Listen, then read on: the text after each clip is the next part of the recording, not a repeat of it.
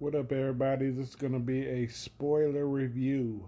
I repeat, a full spoiler review. So if you want to see this movie and you don't want to know about the movie, swipe to the right, swipe up, whatever way you got to go, get off of this page right now.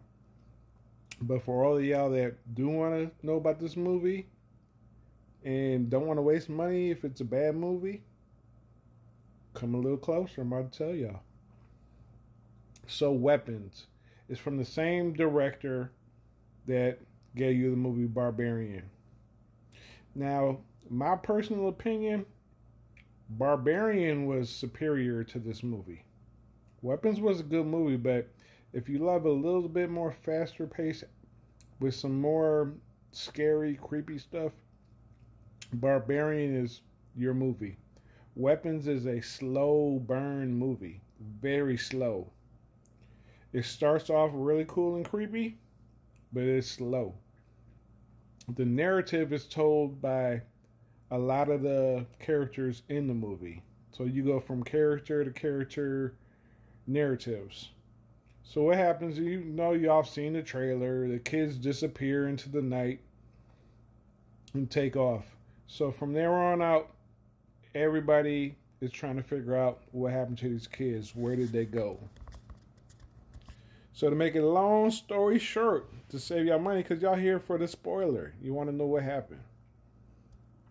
So a lot of people put the blame on the teacher. They're like, well, how did all these kids leave? Because they were all in your classroom. So they ended up pretty much giving her a witch hunt.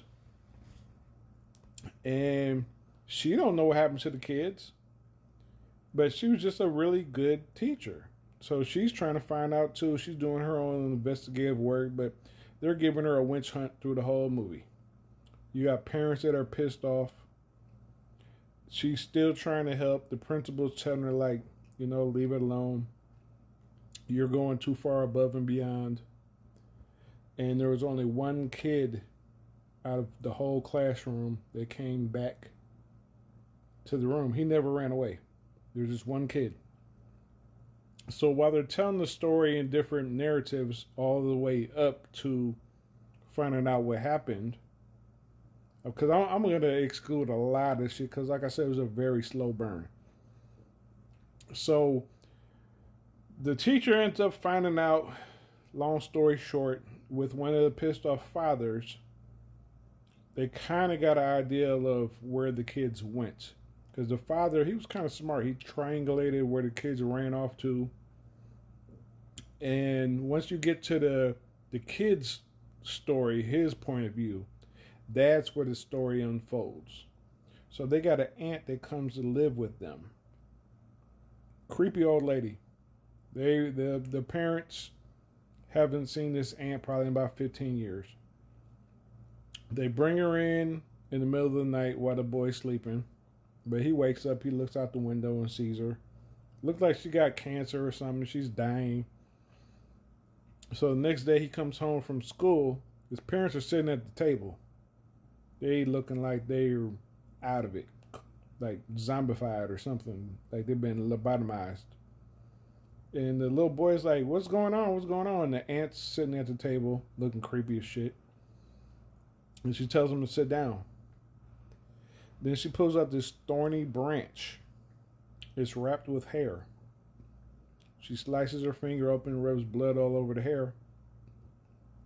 Both parents pick up forks, start stabbing themselves in the face. They're going at it. Just stabbing themselves in the face. The little boy's tripping out like, what the hell is going on? Mommy, stop. Daddy, stop. And then the aunt breaks the thorny branch in half and drops in a bowl of water and they stop. She tells the little boy, hey, look, if I want to, I can kill them. I can torture them. I can make them kill you.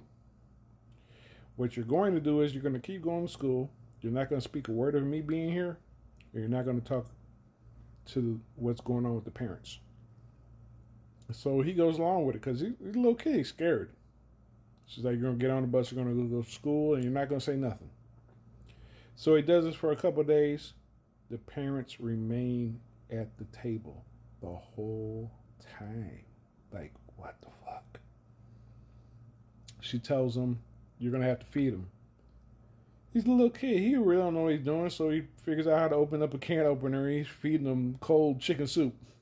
They open up their mouth like zombies and like, and you feed them the soup.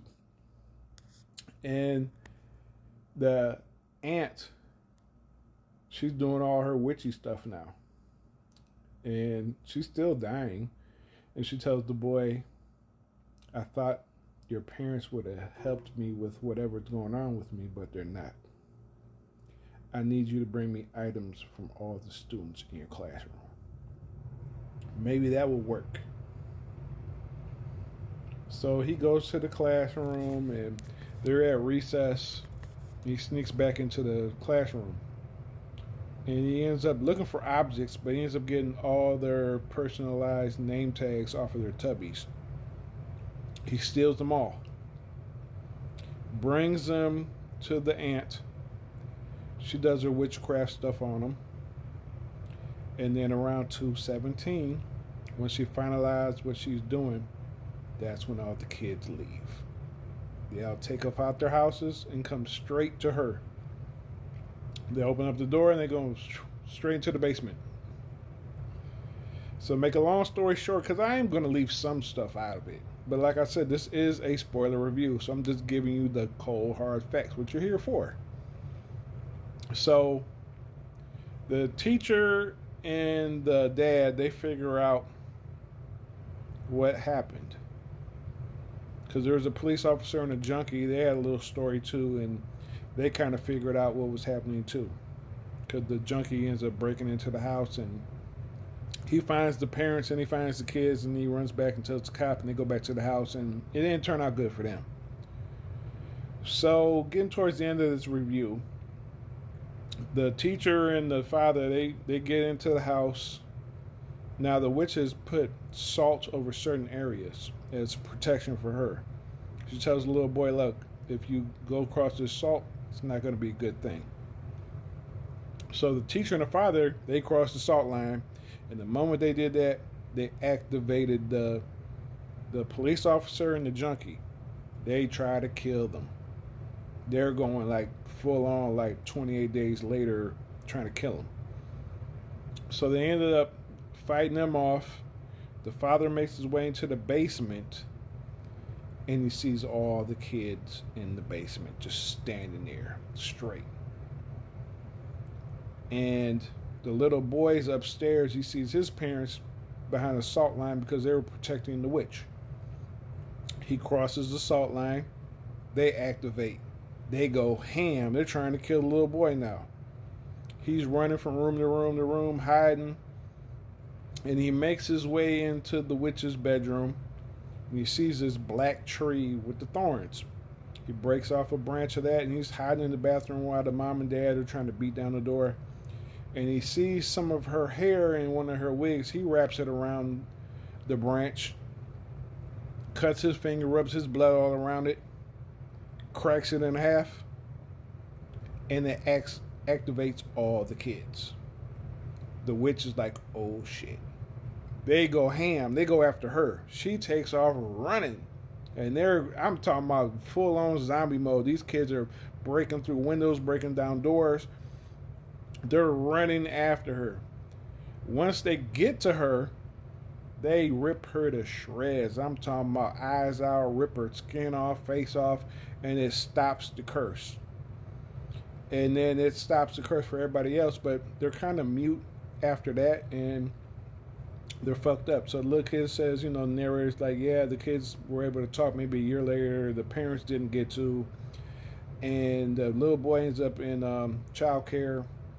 And that's the end of the movie right there in a nutshell, in a 10-minute nutshell.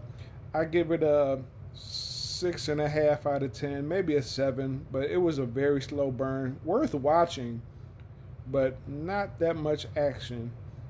But this is your boy Ross. From here on out, I'm probably going to be doing movie spoiler reviews because I watch a ton of movies. Come back if you want to see more spoiler reviews because I think this is what I'm going to do because I watch a ton of movies. And y'all have a good one. Peace.